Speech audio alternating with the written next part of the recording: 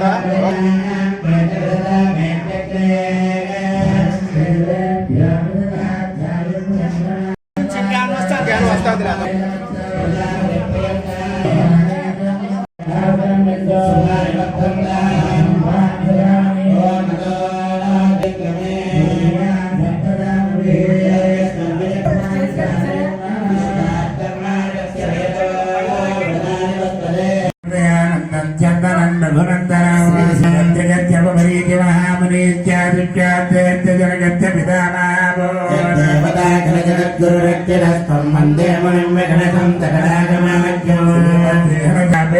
ప్రధానం వైరయంత్యామసితనమనోహారి హారిద్దజలం గర్వతరం గర్వజగత్స్వరూపం ప్రియం దజ్జలపారిజాతం నమామి నిత్యం కపలాదిసాత్మజారాజం కస్తూరే పంకనంగామరజపదరుతే బంధురాగంధరాకే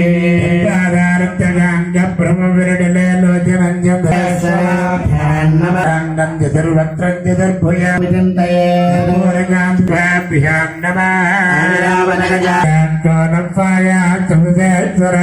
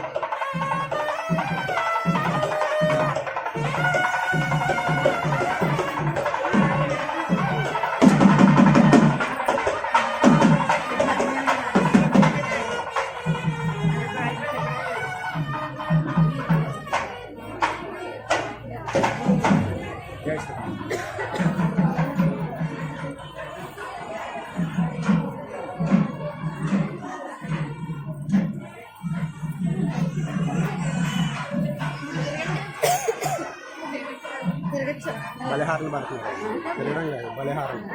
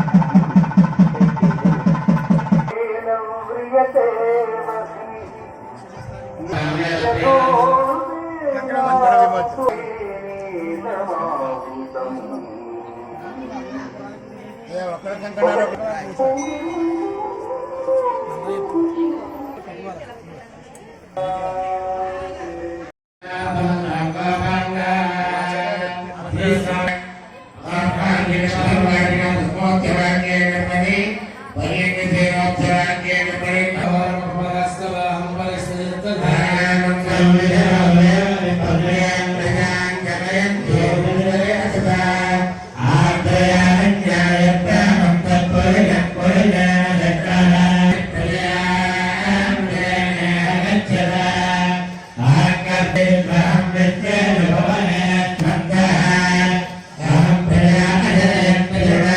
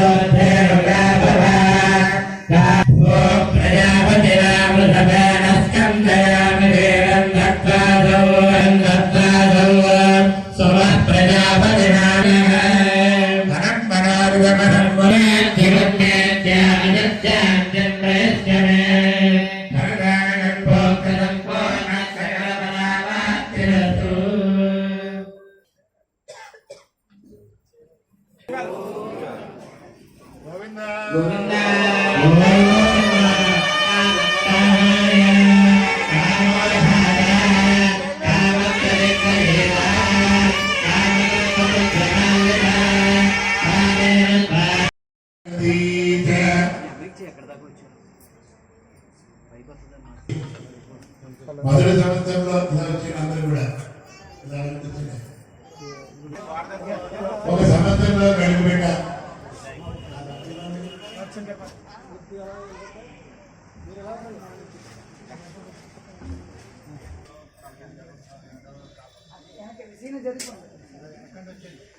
స్వామివారికి ఉత్సవాలు అనేటువంటిది బాగా చేయబడేటువంటిది కనుక ఉత్కృష్టమైనటువంటిది కనుక ఉత్సవం దాని బ్రహ్మోత్సవంగా ఈ సంవత్సరం నుంచి ప్రారంభించుకున్నాం. ప్రతిష్టా కార్యక్రమానికి అందరూ కూడా చేయూతరించి శాశ్వతంగా చరిత్రలో నిలబడేటట్టుగా నిర్మాణం చేయబడినటువంటి ఉత్సవం స్వామివారి యొక్క ఆలయ నిర్మాణం రాతితో నిర్మాణం చేసుకున్నారు. భగవంతుడి యొక్క ఆవిర్భావం పెరిగేటువంటి గుణం ఉండేటువంటి ఉత్సవంలోనే ఆయన ఆవిర్భావం జరిగింది. అందుకనే రాతితో ప్రధానమైనటువంటి మూలవరం ధ్రువంతు గ్రామరక్షార్థం అంటాడు. గ్రామాన్ని రక్షణ చేయడం గురించి ధ్రువమూర్తి అంటారు. ఉత్సవం కళ్యాణంతో కౌతుకం, కళ్యాణం చేయడం గురించి కౌతుకులని చెప్తారు. అది మళ్ళీ సంవత్సరానికి ఏర్పాటు చేద్దామని ఒకటి వారు వాగ్దానం చేశారు. అంటే కళ్యాణం చేయడం గురించి కౌతుకులుగా చెప్పబడుతున్నారు. ఉత్సవాంతంతో ఉత్సవం ఊరేగింపుగా ఉత్సవమూర్తి స్వామివారు. శ్రపణమూర్తి నిత్యం స్వామివారికి మూలవరికి ప్రతినిత్యం చేయరు.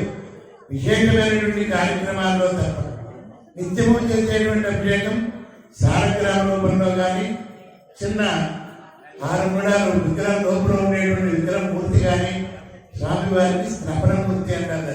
స్నపనార్థంతు స్నపని బలబేరంతు బలి అంటే ఇప్పుడు ఈ సంవత్సరం సుదర్శనమూర్తిని కూడా తీసుకొచ్చాము. అంటే ఆయనతోనే చక్రస్థానం పరిసమాప్తుంది. రక్షణ కలగజేసేటువంటి ఆయన సుదర్శనమూర్తి. దేవతల్లో పెద్దవాడైనటువంటి నారాయణుడు అయితే చిన్నవాడు కూడా అగ్నిహోత్రుగా చెప్పబడుతున్నాడు. దాంట్లో శ్రీ మహావిష్ణు స్వరూపమే సుదర్శన స్వరూపంగా కూడా చెప్పబడతారు. అటువంటి సుదర్శనమూర్తి 16 భుజాలు కలిగి ఉంటాడ, 16 రకాలైనటువంటి ఆయుధాలు ధరించుంటాడు. ఆయన ఎప్పుడు కూడా రక్షణ చేయడం గురించి ఆయన్ని సుదర్శనమూర్తి అవబృత స్థానంలో ఎవరైతే శిరస్సును పెట్టుకుని స్నానం చేస్తారో వారికి సమస్తమైనటువంటి కోరికలన్నీ కూడా నెరవేరబడతాయని చెప్పండి. అలాగే రానటువంటి వాళ్ళు చాలా మంది ఉన్నారు. కొద్దిలో మన గంగారెడ్డి గారికి అసలు నీళ్ళు తీసుకొచ్చారు. ఆ తీసుకొచ్చిన వాటిని పుణ్యావాచనతో అభిమంత్రించి మీ అందరి మీద కూడా జరగడం జరిగింది. ఆ స్నానం చేయలేదనేటువంటి ఇబ్బంది ఏర్పడదు.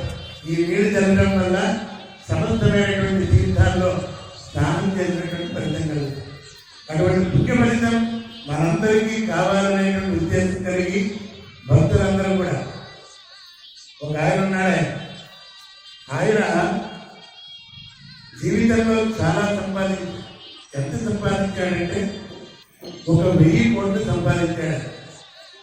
వయసు చివరికి వచ్చింది, 60 సంవత్సరాలు వచ్చేసి ఆయన ఒకటే అనుకున్నట్ట, ఎంత డబ్బు సంపాదించాను కదా 1000 కోట్ల రూపాయలు. ఈ 1000 కోట్లు కూడా నేను చనిపోయిన తర్వాత నాతో పాటు పట్టుకెళ్ళాలి అని అనుకున్నాడు. డబ్బులు పట్టుకెళ్తా అంటేనా? కానీ ఆయన అనుకున్నాడు అలా పట్టుకెళ్ళాలి అనుకోవడం. తర్వాత ఊళ్ళో ఒకసారి మైకి పెట్టించి మనం ఉత్సవాలు జరుగుతున్నాయని చెప్తాం కదా, అలా చెప్పించాడు.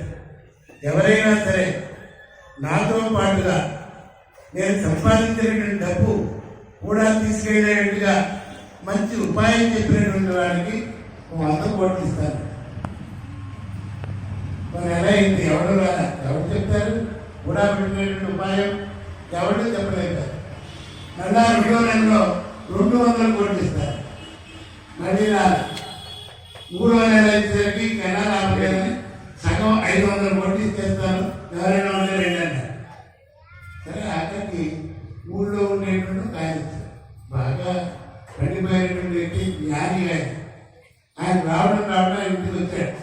వచ్చిన తర్వాత ఏమంటే మీరు ఏం తీసుకొచ్చారంటే నేను చెప్పానంటే నీతో పట్టుకెళ్ళేట్టుగా ఆ 1000 కోట్లు ఎలా పట్టుకెళ్ళాలో ఉపాయం చెప్తాను, నువ్వు చేస్తావా? తప్పనిసరిగా చేస్తానన్నాను. ఇప్పుడు అమెరికా వెళ్తావు అనుకో, మన డబ్బు మరి ఇండియా డబ్బు కదా, దీన్ని ఈ డబ్బులు అక్కడ మారుతాయా? మారవంటారు. ఏం చేస్తావు? డాలర్లుగా మార్చుకొని అక్కడ నేను దాన్ని ఖర్చు పెట్టుకుంటాను. అలాగే తత్వాలు జపాన్ అంటే దాన్ని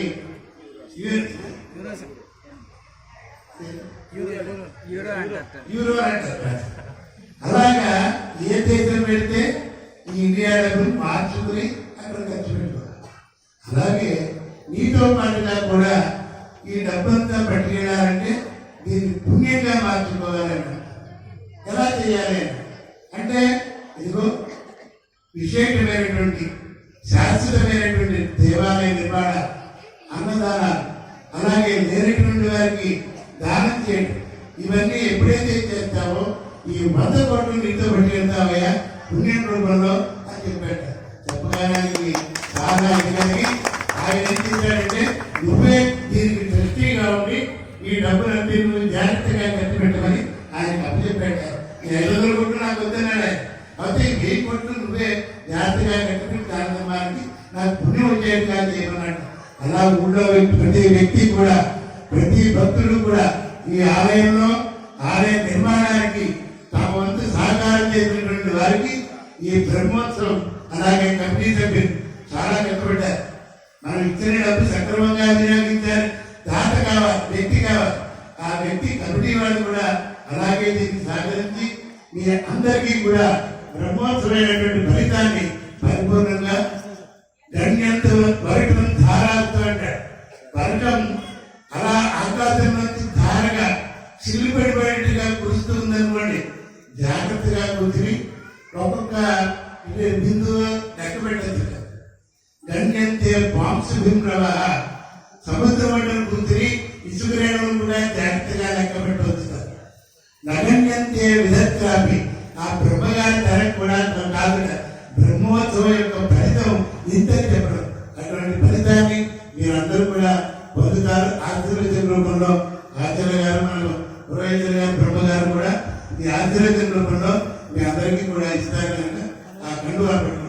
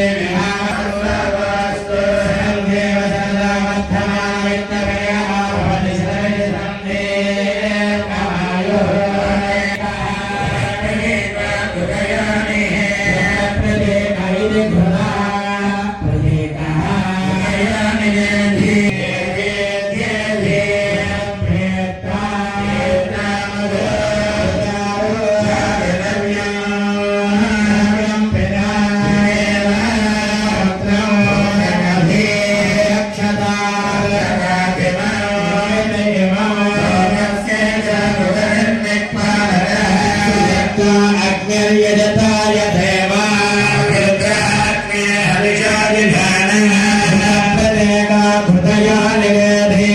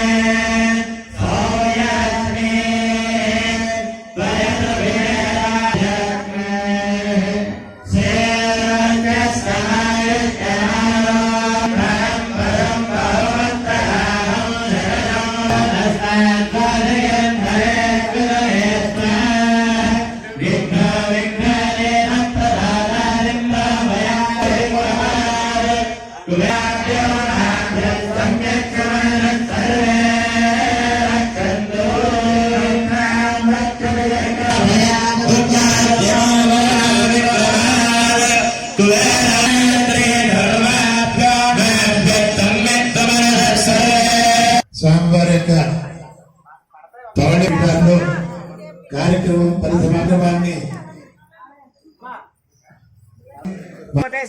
పెట్టినప్పుడు మళ్ళీ వేస్తాం. ఇవాళ క్రమేపీ పెరుగుతూ ఓ 100 మంది కాడికి వచ్చేటానికి గుడి శిథిలావస్థగా చేరుకుంది. ఒక రోజున మా ఇంటి ప్రేమలో అయిన కాశీ గారు వారి అబ్బాయి మమ్మల్ని పిలిచారు. ఎందుకు పిలిచారంటే కరెంటు కాలిపోయి వైరింగ్ అంతా కాలిపోయి మోటార్ పని చేయక కనీసం స్వామివారికి ఒక బకెట్ నీళ్లు గుడి ఆవరణలో తీసుకొచ్చి ఆయన్ని అభిషేకం దారున్నా కూడా అవకాశం లేకుండా ఉంది. ఆఫీసర్ ఫోన్ చేస్తే ఆయనేమో రావట్లేదు, ఆచార్య గారు ఎన్నిసార్లు చెప్పినా నేను ఎన్నిసార్లు చెప్పినా రావట్లేదు అని చెప్పనేసరి మాకు చెప్పడం జరిగింది. సరే అని చెప్పనేసి మేము 2 రోజులు లేట్ చేసి 3వ రోజున ఆయనకి ఫోన్ చేసాం. ఫోన్ చేస్తే ఆయన వచ్చాడు. వచ్చిన తర్వాత మేము చూస్తే గుడి గోడలు అన్నీ కూడా నాచు పట్టేసి ఎక్కడ లైట్లు వెళ్ళకుండా నానా ఇబ్బందుల కింద ఉన్నాయి. సరే అని చెప్పనేసి ఆయన ఆఫీసర్ గారు రమ్మని చెప్పనేసరి ఏం చేస్తాడు ఏంటంటే ఆయన ఎమర్జెన్సీకి ఒక 8,000 రూపాయలు 10,000 రూపాయలు నేను ఇస్తాను, మోటార్ తెచ్చుకొని ఇది చేయండి అది చేయండి అని. సరే అని చెప్పనేసి పాపం ఆయన రామూర్తి గారు ఎప్పుడు ఆయన చూస్తూ ఉంటారు కార్యక్రమాలన్నీ. ఆయన అన్నీ తీసుకొచ్చి అన్నీ చేసిన తర్వాత సరే ఎలా ఉంటే ఇబ్బంది గుడి ఏంటనేది మనం సరిగ్గా పట్టించుకోకపోతే గ్రామస్తులు ఇంకా శిథిలావస్థలు చేయకుంటారని చెప్పండి. సరే మేము ఉన్న 5 ఉన్నవారు అక్కడ ఉంటే అసలు రిపేర్ చేద్దామని చెప్పనేసి అనుకున్నాం. రిపేర్లు అనుకుని సరే ఎంత అవుతుంది ఏంటి చందా ఎంత వస్తాయి ఏంటి అని చెప్పనేసి అనుకుని కార్యక్రమంలోకి ఎవరు అన్నారు పేమోళ్ళు రమణాచార్య గారు ఉన్నారు, ఆయన అయితే కార్యక్రమం బాగా చేస్తారని చెప్పనేసి అన్నారని చెప్పేసి గురువు గారిని రమ్మన్నాం. గురువు గారు మేము మా కాశీ గారు అందరూ మేము కూర్చొని చూస్తే విగ్రహాన్ని పరీక్షించండి, విగ్రహానికి ఇప్పుడు 300 సంవత్సరాలు అవడంలో కొన్ని అరిగిపోయి వేళ్ళు గడ్డం దగ్గర కొన్ని విగ్రహాలు కూడా మార్చాలి, రిపేర్ చేయడం కాదు, మొత్తం గుడే కొత్త గుడి కట్టాలని చెప్పనేసి అని అన్నారు. అట్లోకి గుడి కట్టడం అంటే సామాన్యమైన విషయం కాదు, ఇవాళ ఉన్న పరిస్థితుల్లో మనం చేయగలమా చేయలేమా అని చెప్పనేసి అంటే మా కాశీ గారు, మా రామూర్తి గారు, ఆయనకి చిన్న వయసు అయినా మా వెన్నంటి ముందు మా వెన్నుదట్టి ప్రోత్సహించింది మా రామూర్తి గారు. కాశీ గారు అన్నారు, మీ దగ్గర మేము ఉన్నాం, అంటే మన ఊళ్ళో ఇబ్బంది ఏమీ లేదు, చందాలు భావిస్తారు అని చెప్పనేసి మా వెన్నుదట్టి ప్రోత్సహించారు. అలాగే మా వెన్నంటి ఉండి హైదరాబాద్ వెళ్ళినా, వైజాగ్ వెళ్ళినా, ఎక్కడికి వెళ్ళినా సరే మేము అడిగిన దానికి కాదనకుండా, అంటే ఒక శాస్త్రం ఉందండి, శివుడు బోళాశంకరుడు అడిగిన వరమిస్తాడు, ఆయన మన ఎంత తీసుకుంటాడండి. విష్ణుమూర్తి అంత తేలిగ్గా వరమివ్వడు, ఇచ్చింది తీసుకోడు. అలాగే మన ఊరు ఈ 30-35 సంవత్సరాల క్రింద ఇప్పటికి ఎంతో డెవలప్ అయింది. ఈ డబ్బంతా కూడా విష్ణుమూర్తి వారి భార్య లక్ష్మీదేవి అండి, ఆవిడ ప్రసాదించిందే మనకి. ఆయన ప్రసాదించిన దాంట్లో కొద్దిగా 10% 5% మళ్ళీ ఆయన తీసుకున్నారు. అలాగే అందరూ కూడా మనస్ఫూర్తిగా ఇచ్చి ఇవాళ ఇంత మంచి గుడి కట్టుకున్నామంటే మనకి చుట్టుపక్కలకి ఈ రాతి గుడి ఇంత అందంగా ప్రశస్తంగా వచ్చిందంటే గుడి అంతా కూడా మన ఊరి ప్రజలు చేసుకుని అదృష్టం.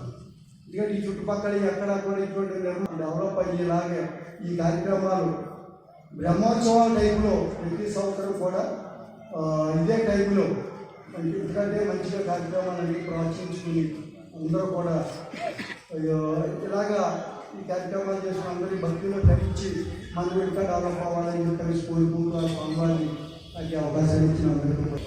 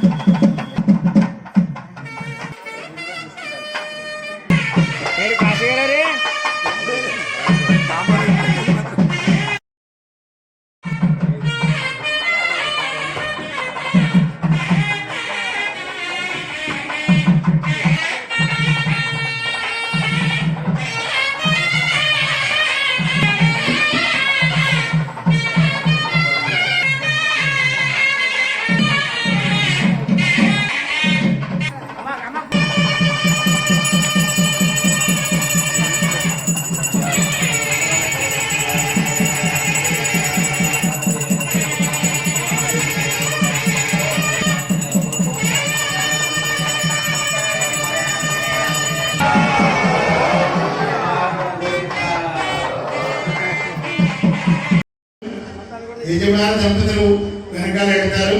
తర్వాత కమిటీ సభ్యులు కూడా స్వామిని దర్శనం చేసుకుని వెళ్ళాలి. కూడా స్వామివారిని కూడా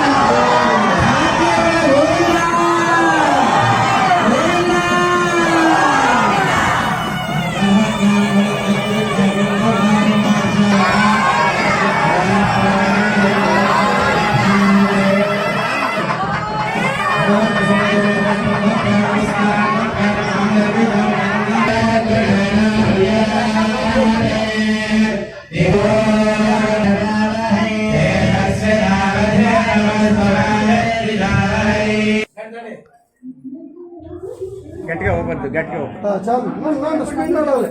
బయట పాత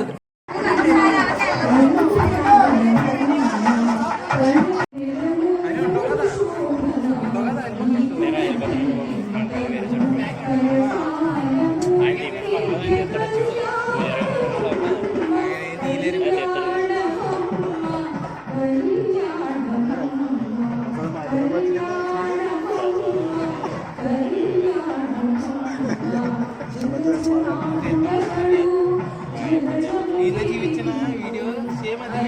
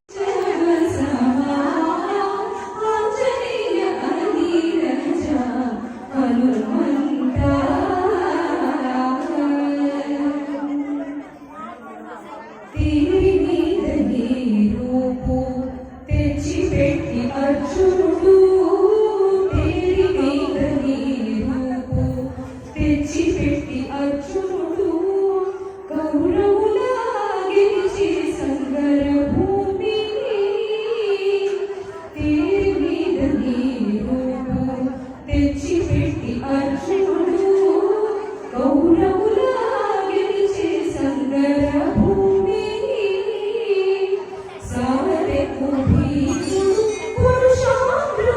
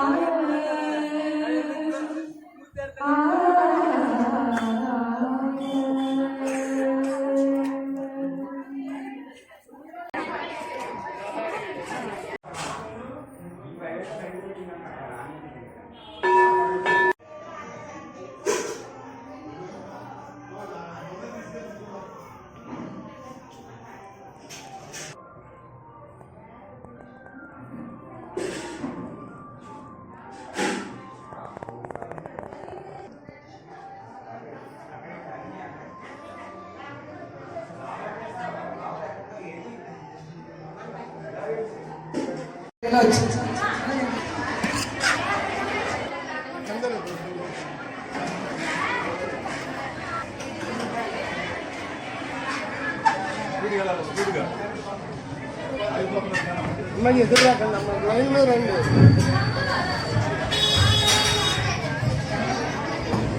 ఎందుకు ఎన్నుకుంటారో 100 మంది కంగారు పడకండి.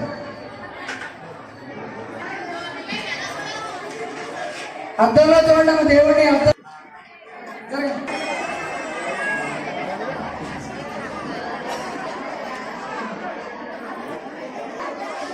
రావాలి.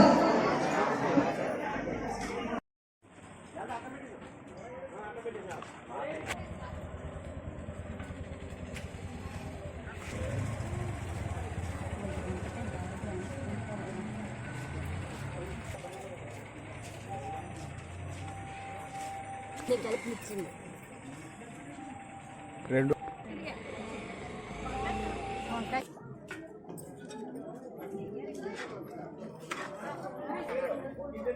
అది టమాటా పప్పు